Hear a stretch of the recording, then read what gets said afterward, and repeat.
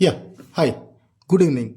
सो आज हम बात करते हैं कंसेंट टू एस्टेब्लिश। सबसे पहले मेरा एक डिस्क्लेमर है कि ये जो चैनल है इसमें आपको कुछ भी सहायता चाहिए विथ रिस्पेक्ट टू एनवायरनमेंट, आपको कुछ भी डाउट्स है, आप यहाँ आके हमारे कमेंट में पूछ सकते हैं और हम आपको निश्चित रूप से हेल्प करेंगे। CTO रिलेटेड कोई भी authorization related to the government with respect to government department environment, I can help.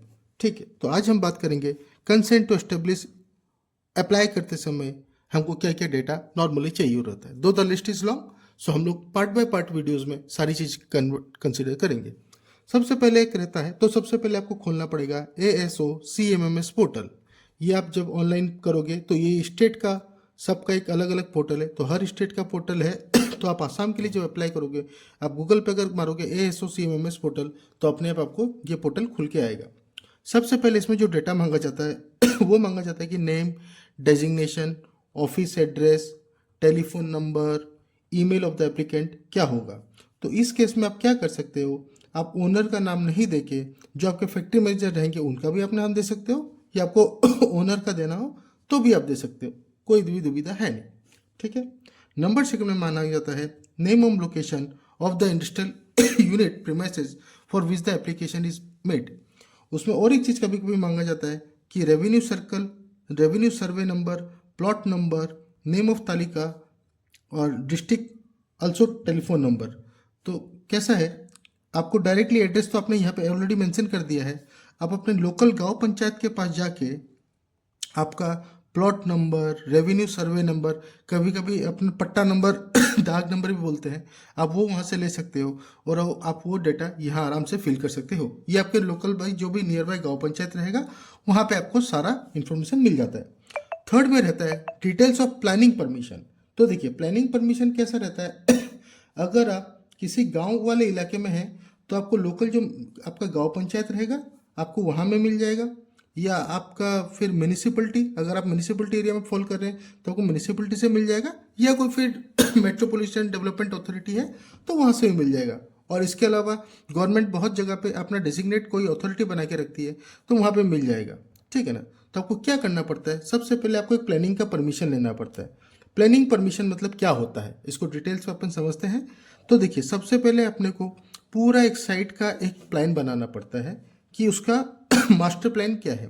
Master plan में क्या रहेगा, हमारे कितने बिल्डिंग्स आने वाली है, ठीक है, फिर आपका रोड्स कहाँ रहने वाला है, आपके जितने भी डिटेल्स है, जो भी आप ओवरऑल एक मैप में जैसे देखते हो आपके पूरे एक साइट का एक प्रपोज्ड मैप रहेगा ये। ठीक है। और इसमें रहेगा एक एरिया स्टेटमेंट। एरिया स्टेटमेंट अब क्या होता है, एरिया स्टेटमेंट ये होता है कि हर एक बिल्डिंग, सपोज आपका मैन्युफैक्चरिंग ब्लॉक कोई है तो उसका आपका कितना बिल्डअप एरिया रहेगा, तो ये आप उधर मेंशन कर दो। सपोज करो नेक्स्ट आपका कोई ट्रीटमेंट फैसिलिटी है, सपोज वाटर ट्रीटमेंट प्लांट है, तो आप यहाँ लिख सकते हो कि मेरा वाटर ट्रीटमेंट जो प्लांट है ETP हो चाहे STP हो उसका बिल्डअप एरिया कितना है। तो बिल्डअप एरिया एक होता है और एक होता है ग्राउंड कवरेज एरिया, ये भी याद रखिए क्योंकि इसमें भी आपको बहुत जगह डाउट आएगा। तो बिल्डअप एरिया क्या होता है, सपोज ये एक मेरा बिल्डिंग है, ठीक है, ये मेरा है ग्राउंड फ्लोर हो गया, ये मेरा फर्स्ट फ्लोर हो गया, ठीक है। तो ग्राउंड फ्लोर सपोज मेरा 50 मीटर स्क्वायर का है, फर्स्ट फ्लोर मेरा 50 मीटर स्क्वायर का है, और मैंने जो बिल्डिंग बनाया है उसका फाउंडेशन में मैंने जो लैंड कवरेज किया है वो भी 50 मीटर स्क्वायर है। ठीक है।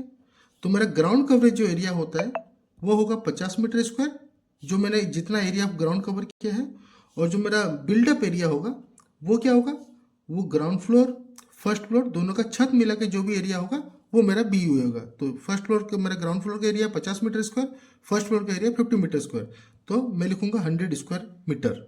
तो ऐसे ही करके हमको एक एरिया स्टेटमेंट बनाना पड़ता है पूरा डिटेल में कि हमारा टोटल बिल्डअप एरिया कितना होने वाला है, और फिर हमको ये एक मैप ले जाके हमको हमारे लोकल गांव पंचायत या म्यूनिसिपलिटी या कोई गवर्नमेंट का अथॉरिटी जो डेजिग्नेटेड है उनके पास जाना पड़ता है, उनसे ये परमिशन लेना पड़ता है, उनको बताना पड़ता है कि हाँ हम एक ऐसा फैसिलिटी ला रहे हैं मैन्युफैक्चरिंग यूनिट का आपका डिटेल्स देना पड़ता है कि आप क्या बनाने वाले हो, फूड इंडस्ट्री हो चाहे किसी प्लास्टिक इंडस्ट्री हो, किसी भी टाइप का इंडस्ट्री हो।